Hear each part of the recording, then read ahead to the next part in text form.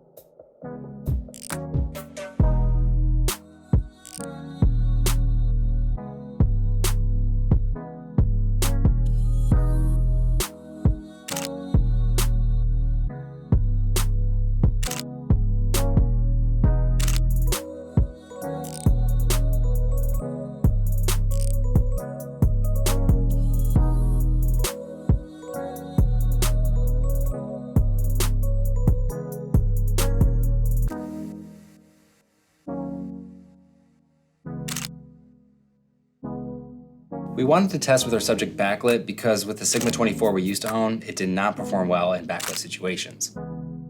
Here it did a nice job, so maybe our old Sigma 24mm was just a bum lens.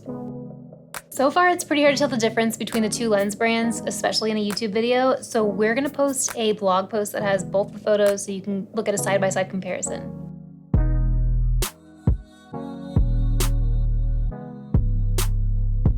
And now we're outside, we have some nice even light, and we're gonna see how they work outdoors.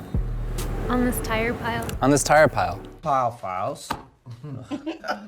Pile of fibles. Pile of piles. Let's go.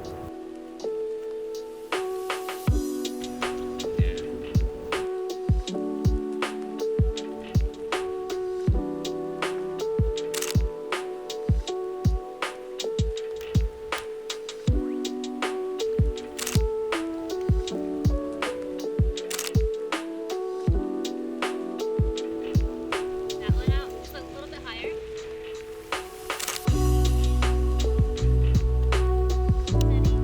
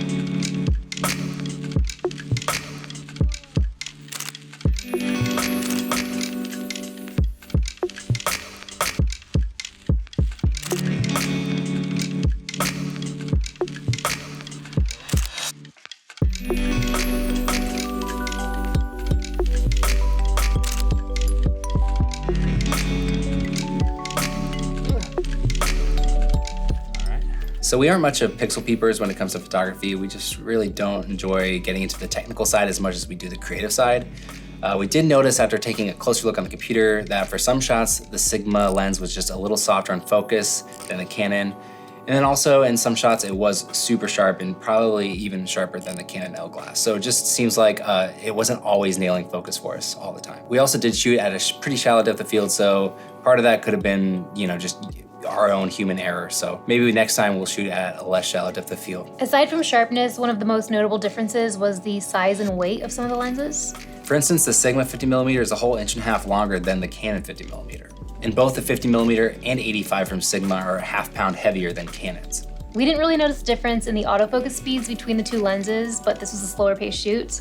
We have heard that the Sigma can be a little bit slower to focus than the Canon L series. Take that as you will. Yeah. Also, the lighting in both indoor and outdoor for this shoot is both really flat. So if you have shot with Sigma in more drastic lighting conditions, let us know in the comments how that's worked out for you. When it came to fringing, we did notice both lenses kind of fringed similarly, so there wasn't a huge discernible difference between the two there. Although in the past, our 24mm Sigma art lens, bless you, has been crazy in the fringe department.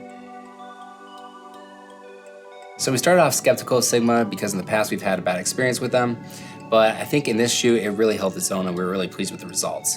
In some cases it was sharper than the Canon glass, and in other cases I think it just missed focus a little bit, but in general I think it really held its own. Every Sigma art lens is significantly cheaper than the Canon L series lenses, so if you're looking to get comparable results for way cheaper, then we definitely recommend, or we can recommend now, getting a Sigma art lens. Yeah, you can save over $2,300 by buying all these lenses from Sigma as opposed to the Canon L series. Yeah, and it's worth noting that Sigma is not sponsoring this video, but if they retroactively want to give us money for this, we are always down. I will send them our account number. All right, thanks for watching. Once again, if you want to see the photos in more detail, head to mangostreetlab.com/blog and we'll post the photos there. And in the comments, let us know which lens you think did better or what your favorite is and why. Hit that thumbs up button on this video, subscribe if you haven't yet, and we will see you in the next one. Bye.